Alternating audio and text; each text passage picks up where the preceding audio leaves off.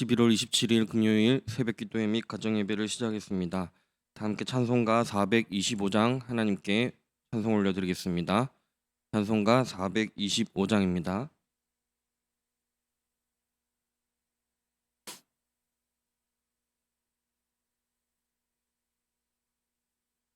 찬송가 425장 다 함께 하나님께 찬송 올려드리겠습니다. 주님의 뜻을 이루소서. 고요한 중에 기다리니 진흙과 같은 날 빚으사 주님의 형상 만드소서.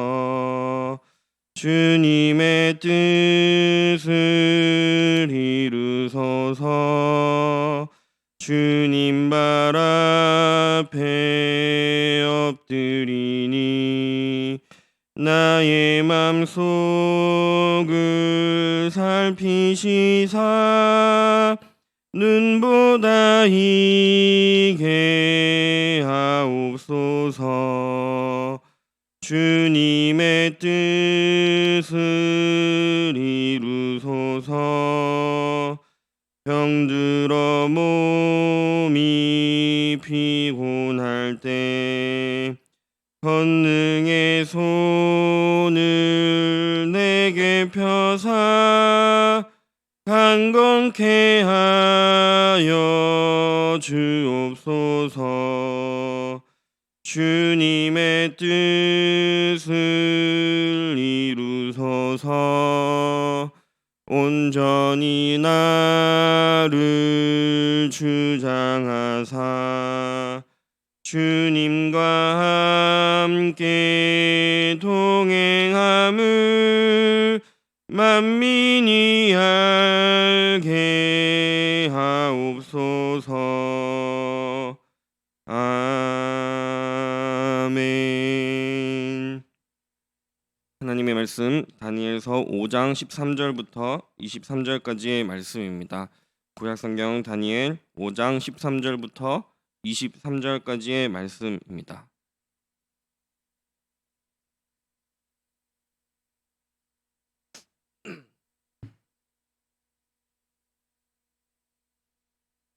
구약성경 다니엘 5장 13절부터 23절까지의 말씀을 다 함께 봉독하도록 하겠습니다.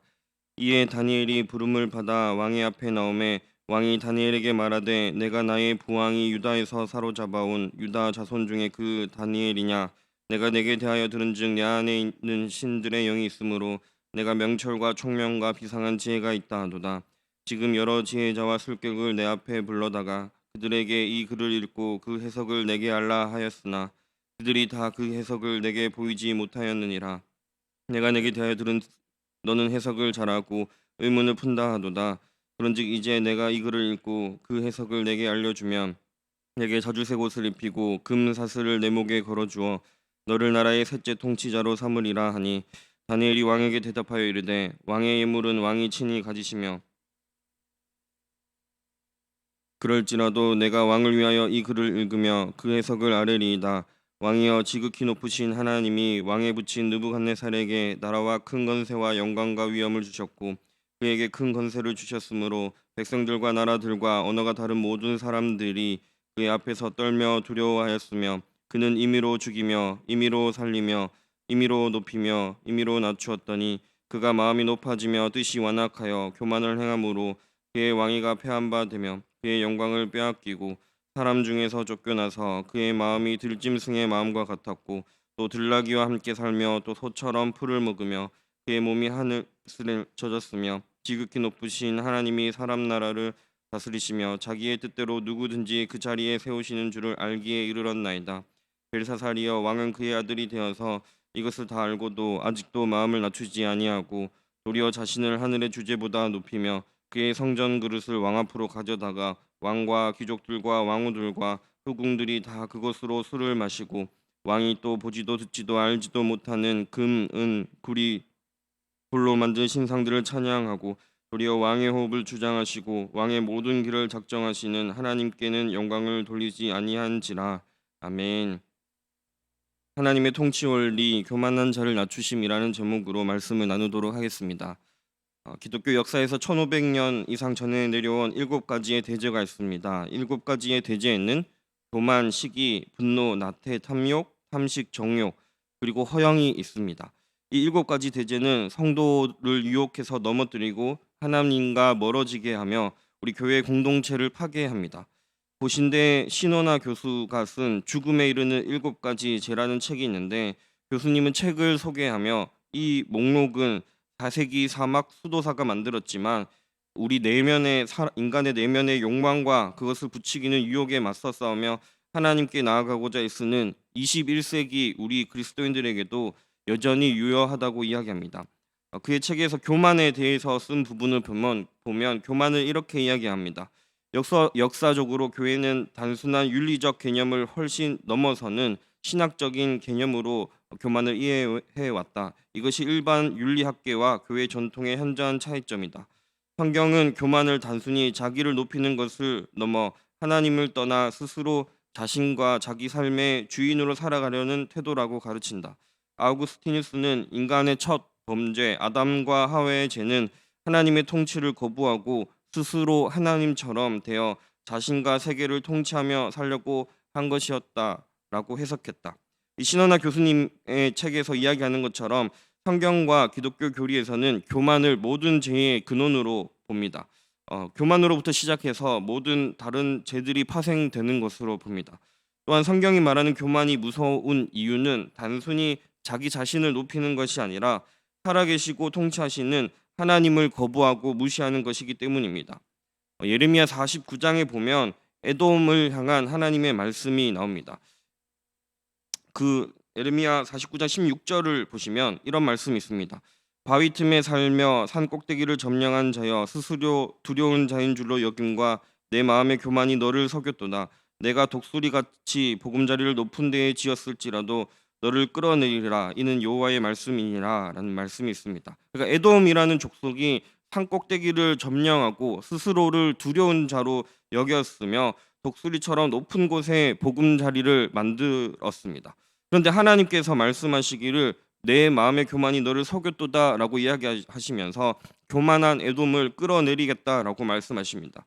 예레미야 후반부에 나오면 여러 민족을 향한 하나님의 말씀이 나오고, 또 우리가 지금 다니엘서 말씀을 보며 바벨론의 왕인 느부갓네살 왕과 벨사살 왕에게 하나님께서 말씀하시는 것은, 또 우리를 향해 말씀하시는 것은 이 세상을 지으시고 통치하시고 다스리시며 그들을 강하게도 하시고 또 왕위에 오르게도 하시는 분, 또 왕위에서 내리시기도 하시고 약하게도 하시는 분을 하나님이시라고 이야기합니다.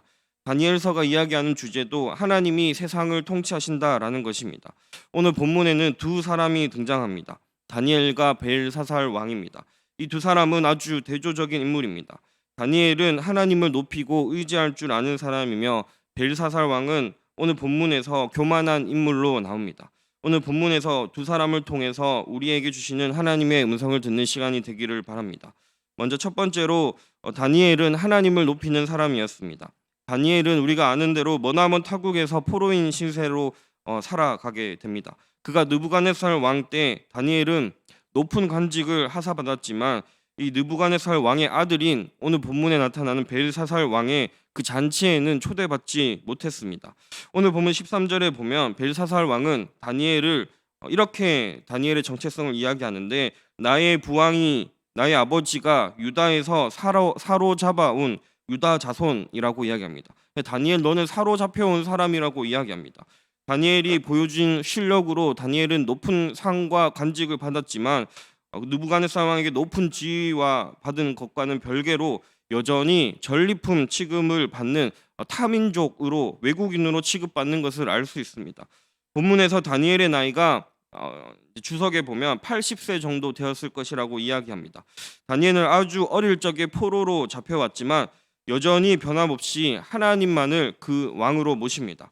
다니엘이 어린 나이에 10살의 포로로 잡혀왔다고 만약에 가정한다면 70년이나 정도 되는 그 시간을 타국의 포로로 신하로 살았습니다.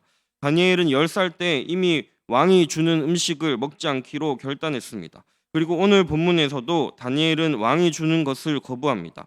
함께 본문 16절 말씀을 다시 한번 같이 읽어보도록 하겠습니다. 내가 내게 대하여 들은즉 너는 해석을 잘하고 의문을 푼다도다. 그런즉 이제 내가 이 글을 읽고 그 해석을 내게 알려주면 내게 자주색 옷을 입히고 금사슬을 내 목에 걸어주어 너를 나라의 셋째 통치자로 삼으리라 하니, 이 방금 우리가 읽은 말은 벨사살 왕의 제안입니다. 벨사살 왕의 제안은 너무나 달콤한 것입니다. 만약 우리에게 어떤 문제를 해결할 능력이 있고 또 만약에 우리가 다니엘의 상황이어서 이 문제를 해결할 수 있어서 벨사살 왕이 우리에게 이런 어마어마한 제안을 한다면 과연 우리가 거절할 수 있을까요? 다니엘은 그러나 오랜 시간 이 바벨론에서 살아가면서 그 바벨론의 왕이 아니라 하나님께서 자신의 삶을 주관하신다라는 것을 깨달았고 경험했습니다. 어릴 적 처음 채식을 선택할 때부터 많은 어려움이 그의 삶 가운데 있었지만 그는 바벨론의 왕이 아니라 하나님께서 자신의 삶을 한 걸음 한 걸음 인도하신다는 것을 알았습니다. 그리고 다니엘은 단호하게 이 어마어마한 제안을 거절합니다. 17절에 보시면 제가 17절을 한번 읽어드리겠습니다. 다니엘이 왕에게 대답하여 이르되 왕의 예물은 왕이 친히 가지시며 왕의 상급은 다른 사람에게 주옵소서. 그럴지라도 내가 왕을 위하여 이 글을 읽으며 그 해석을 아뢰리이다. 아멘. 다니엘은 이 제안을 거절하고 하나님을 높입니다. 18절에 보시면 이어서 왕이여 지극히 높으신 하나님이라고 하나님을 높이는 이야기를 합니다. 다니엘은 이방의 왕 바벨론의 왕 느부갓네살까지도 하나님께서 그 삶을 다스리고 통치하심을 알고 있었으며 벨사살 왕에게 하나님만을 높입니다. 하나님께서는 이런 다니엘을 바벨론의 포로로 잡혀왔지만 아주 어린 나이 때부터 노인이 되었을 때까지 지켜주시고 보호해 주시고 지혜를 주시고 인도해 주십니다. 우리는 다니엘처럼 세상 유혹에 또 권력에 물질에 좌지우지 되는 것이 아니라 하나님의 높으심과 또 하나님께서 우리의 삶을 인도해 가시는 것과 하나님 안에 거하는 것이 가장 큰 은혜임을 기억하며 살아가야 합니다. 오늘 말씀 두 번째로 살펴볼 것은 벨사살 왕의 아버지인 느부갓네살 왕은 교만으로 벌을 받게 되지만 높으신 하나님을 알게 됩니다. 다니엘은 벨사살 왕에게 이어서 그의 아버지 느부갓네살이 경험했던 일에 대해서 다시 한번 짚어주며 이야기합니다. 앞서 우리가 18절 말씀에서 본 것처럼 느부갓네살 왕에게 큰 건세와 영광과 위엄을 주신 분은 하나님이라고 이야기합니다. 벨사살 왕의 아버지에게 느부갓네살 왕에게 건세와 영광과 위엄을 주신 분은 하나님이라고 이야기합니다. 우리가 예레미야서를 통해서도 알고 있지만 하나님께서는 바벨론을 하나님의 도구로 사용하셨습니다. 그러나 느부갓네살 왕이 취한 행동은 우리가 앞서서 다니엘서를 살펴봐서 알고 있는 것처럼 하나님을 높이기보다는 자신을 위해서, 자신의 권력을 위해서, 자신을 높이기 위해서 평지에다가 금신상을 세우고 온 백성이 절하게 만들었습니다. 그 결과 하나님께서는 느부갓네살 왕에게 주신 영광을 빼앗아 버립니다. 20절 말씀에 보시면 그가 마음이 높아지며 뜻이 완악하여 교만을 행함으로 그의 왕위가 패한 바 되며 그의 영광을 빼앗기고 라고 되어 있습니다. 그리고 이 왕은 느부갓네살 왕은 7년이라는 시간 동안 긴 고생 끝에 자신을 왕위에 올리신 분도 또 자신의 교만함을 벌하시는 분도 하나님이라는 것을 깨닫게 됩니다. 다니엘서 4장 후반부에 보면 그 경험을 통해서 이방 왕인 느부갓네살 왕이 하나님을 찬양하는 내용이 잘 나타납니다. 오늘 본문 21절에서도 21절 후반부에 보면 느부갓네살 왕의 이야기 일부가 나오는데 지극히 높으신 하나님이 사람 나라를 다스리시며 자기의 뜻대로 누구든지 그 자리에 세우시는 줄을 알기에 이르렀다라고 되어 있습니다. 이방 왕이었지만 바벨론의 왕이었지만 느부갓네살 왕도 이 경험을 통해서 삶을 높이시고 삶을 통치하시고 다스리는 분이 하나님이라는 것을 알게 되었다라고 이야기합니다. 느부갓네살 왕은 다행히도 이런 고난의 시기를 지나면서 살아계신 하나님을 높이게 되고 다시금 하나님이 주시는 은혜를 회복하게 되고 하나님을 찬양하는 고백을 하게 됩니다. 우리의 삶에도 때로는 교만으로 인해서 넘어질 때도 있습니다. 그러나 우리는 하나님을 기억하고 하나님을 찬양하고 하나님을 예배하는 자로 돌아가야 합니다. 오늘 본문 마지막 세 번째로 벨사살 왕은 이 아버지의 이야기를 알고 있었음에도 불구하고 교만한 행동을 하게 됩니다. 22절을 다시 한번 우리 함께 읽어보도록 하겠습니다. 본문 22절입니다. 벨사살이여 왕은 그의 아들이 되어서 이것을 다 알고도 아직도 마음을 낮추지 아니하고. 이 방금 읽은 말씀이 이야기해 주는 것은 벨사살 왕은 아버지 느부갓네살 왕의 아들로서 그가 경험한 모든 이야기를 알고 있었다는 것입니다. 다니엘서 4장 37절에 보면 느부갓네살 왕이 찬양하기를, 그러므로 지금 나 느부갓네살은 하늘의 왕을 찬양하며 칭송하며 경배하노니 그의 일이 다 진실하고 그의 행하심이 의로우심으로 교만하게 행하는 자를 그가 능히 낮추심이라고 찬양합니다. 교만하게 행하는 자를 낮추심이라고 이 아버지 느부갓네살 왕이 찬양했고 또 기록했습니다. 벨사살의 아버지 느부갓네살 왕은 이미 그 모든 것을 찬양하고 노래를 불렀지만 이 이야기는 반드시 벨사살 왕에게도 알려질 수밖에 없는 그런 이야기였지만 벨사살 왕은 그 내용을 알고서도 지키지 않았습니다. 다니엘을 이런 사실을 상기시키면서 벨사살 왕에게 책망하고 있는 것입니다. 너는 하나님 앞에 교만이 얼마나 무서운 것인지 너의 아버지를 통하여서도 눈으로 보고 직접 경험하였으면서도 왜 이렇게 교만한 짓을 행하느냐고 단호하게 책망합니다. 오늘 본문이 우리에게 하시는 말씀은 세상을 통치하시는 하나님께서 교만한 자를 반드시 낮추신다라는 것입니다. 하나님께서는 교만한 자를 낮추십니다. 앞서 이야기한 것처럼 성경이 말하는 교만은 그저 단순히 잘난 척하는 것이 아닙니다. 사람이 살아가다 보면 우리가 자랑도 조금 할 수 있습니다.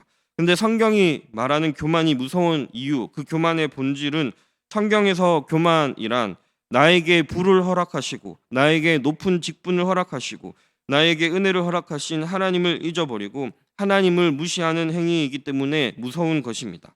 야고보서 4장에서도 하나님께서는 교만한 자를 물리치시고 겸손한 자에게 은혜를 주신다라고 이야기합니다.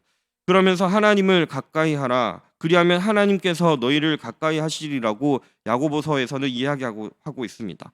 말씀을 마무리하겠습니다. 오늘 우리에게 주신 하나님의 말씀을 기억하면서 하나님 앞에 교만한 사람, 하나님이 세상과 나의 삶의 주인이라는 것을 잊어버리고 살아가는 사람이 아니라 하나님 앞에 겸손한 사람, 늘 하나님 가까이 하는 삶을 살아가시기를, 그런 삶을 살아가는 저와 여러분이 되기를 바랍니다.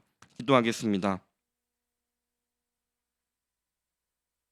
사랑과 은혜가 풍성하신 하나님, 오늘도 귀한 은혜의 말씀을 우리에게 허락하심에 감사드립니다. 매일매일 하나님의 말씀을 읽고 묵상할 때마다 우리에게 들려주시는 하나님의 음성으로 말씀을 읽게 하시고 듣게 하시고 이 세상 속에 살아가면서 교만하게 하나님의 음성을 멀리하며 살아가는 것이 아니라 늘 하나님 음성을 가까이 하는 자들 되게 도와주시옵소서.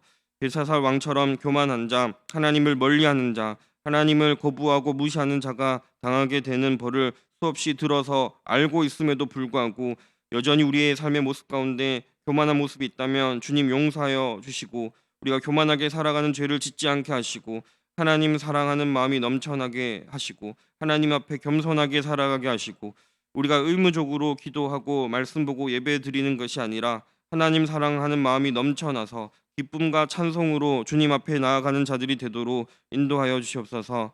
다니엘처럼 세상 속에서 하나님의 백성으로 구별된 삶을 살아가게 하시고 우리가 세상 속에서도 하나님을 믿지 않는 사람들 사이에서 성실히 살아가게 하시고 또 하나님 주시는 은혜로 실력도 갖추어야 하지만 다니엘처럼 세상의 권세를, 세상의 실력자를 두려워하는 것이 아니라 그 모든 것을 주관하시는 하나님을 두려워하는 자로 살아가게 하시고 다니엘이 평생에 하나님을 가까이 하고 하나님께서 인도하시는 은혜를 경험한 것처럼 우리도 하루하루 다니엘처럼 시련도 없고 때로는 고난도 있지만 주께서 이 모든 문제를 해결해 주시고 인도해 주시는 그 은혜를 경험하고 하나님 높이는 자로 살아가게 하여 주시옵소서.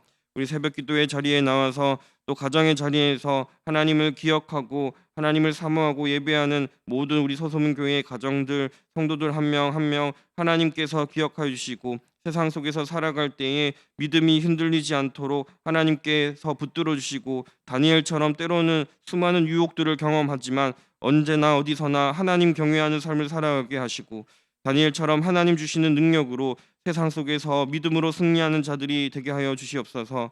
우리 교회를 위해서 기도합니다. 코로나로 인한 어려움의 시간을 지나가며 우리 교회가 더 성령 충만하고 더 하나님 사랑하고 기도하고 예배하기를 힘쓰는 교회 되게 하시고 온라인이나 오프라인이나 모든 예배와 모임의 자리를 하나님 사모하는 마음으로 나아가게 하시며 하나님의 은혜를 경험하고 하나님께서 부어주시는 감동으로 살아가는 우리 모든 교회 성도님들이 될 수 있도록 도와주셔서 이 코로나의 시기가 또 지나갔을 때 우리가 다시 모여서 함께 예배할 수 있을 때 더욱 풍성한 하나님의 은혜를 나누고 교제할 수 있는 교회 될 수 있도록 하나님께서 함께하여 주시옵소서.